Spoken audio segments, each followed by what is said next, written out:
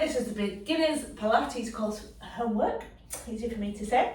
So this is your heel squeeze exercise. I call it Dorothies, as in the Wizard of Oz, she clicks her heels. There's no place like home, or for us, there's no place like hands-on health.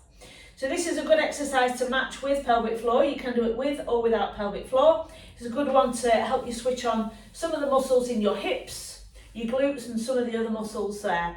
So you're going to be laying on your front. You can either have your block underneath your head, or you can have your hands underneath your head or a cushion. And that's just to keep your neck long so that your nose doesn't get squished. The exercise is going to be with your feet hip width apart. We're going to put the toes together and we're going to roll your legs round and bring your heels together and then relax back down again. We're going to do a set with pelvic floor and we're going to do a set without pelvic floor.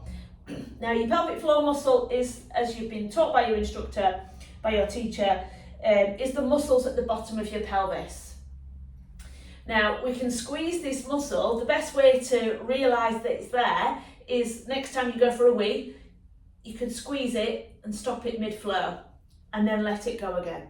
I don't recommend that as a persistent exercise, it's just so that you can figure out if you're working that muscle again. If you stop the flow of pee, then you've definitely switched your pelvic floor on.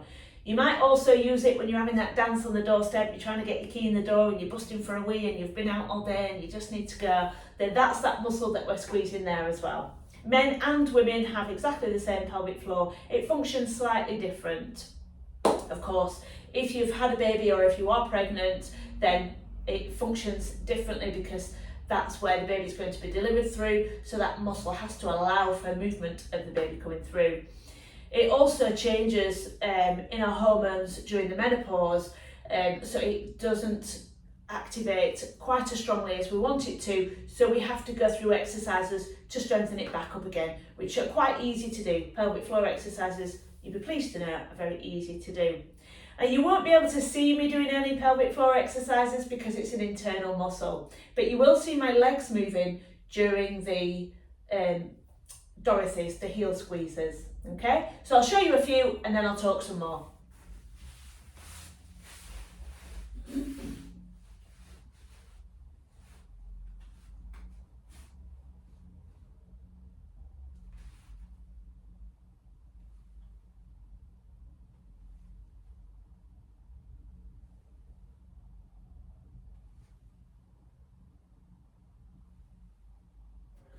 So my upper body's still and relaxed and I'm rolling my legs round, bringing my heels together, my knees are straight, try and get the heels to touch and completely relax. Now you can do this without using your pelvic floor,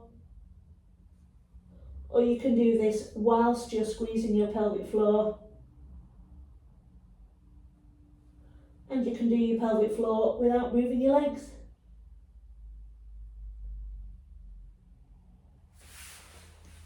So it's a good position to practice both good hip strength, developing some of those smaller muscles in your hip sockets and around your hip sockets and in your legs.